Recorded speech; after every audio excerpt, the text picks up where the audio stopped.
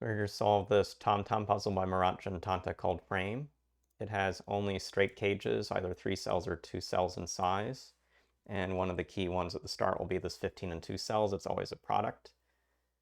The 15 and 3 cells could have been a product, but 1, 3, 5 now actually has one of those digits removed by the notes we put into the grid already. So instead, this has to be a sum. And the largest sum in 3 cells is 4 plus 5 plus 6, and that's exactly 15. So we know that sum for sure. We put 3 and 5 into the grid, and we now have some progress in the second row to think about.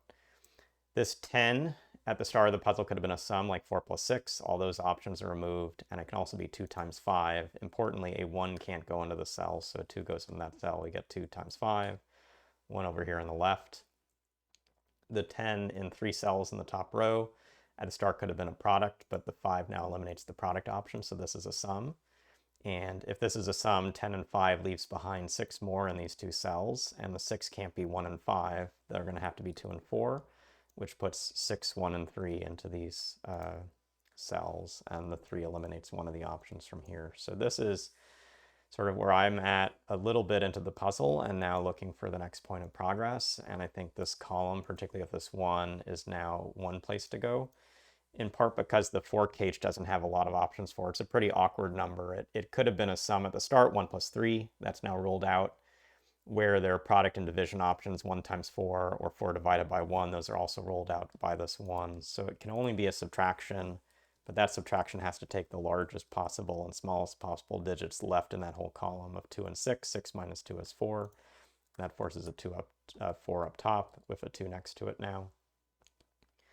That gives us a few options now in this column, and I think there are 2 ways to go about thinking through this. The first is to actually just consider what can be in an 8 cage and 2 cells.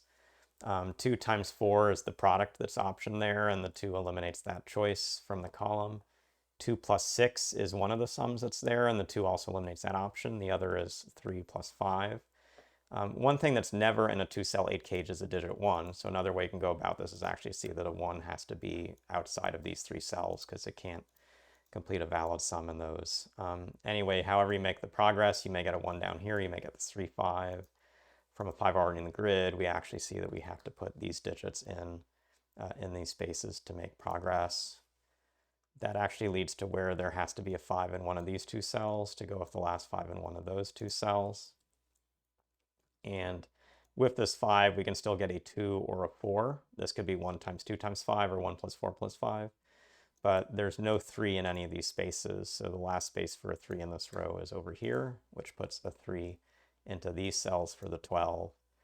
Now we can come back and say, is this a sum or a product? The sums would take 9 remaining digits, a value of 9 in the 2 remaining digits. 5 and 4 can't go in there because the 5's already here, and with a 3 already in the grid, 3 plus 6, we give 3 plus 3 plus 6. That's not going to work. So this is a forced product, and 1 and 4 have to be adding into the remaining cells there.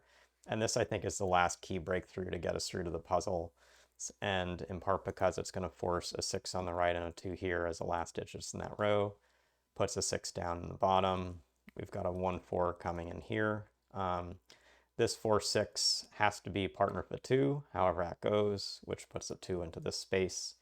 A 2 here no longer can take a 6 near it, so the 6 goes to the left. It also can no longer take a 1 in this cage, so the 1 goes to the right. We get a 2, 4 coming in. We get a 4 up here, gives a 6, gives a 1. Last digit in this column is a 4. We've got 5 and 6 to place, the 6 already in the grid. That gives us this 5. We now have a choice of 2 or 4, but the 2 is up above, so this is 4, 2, 4, 2.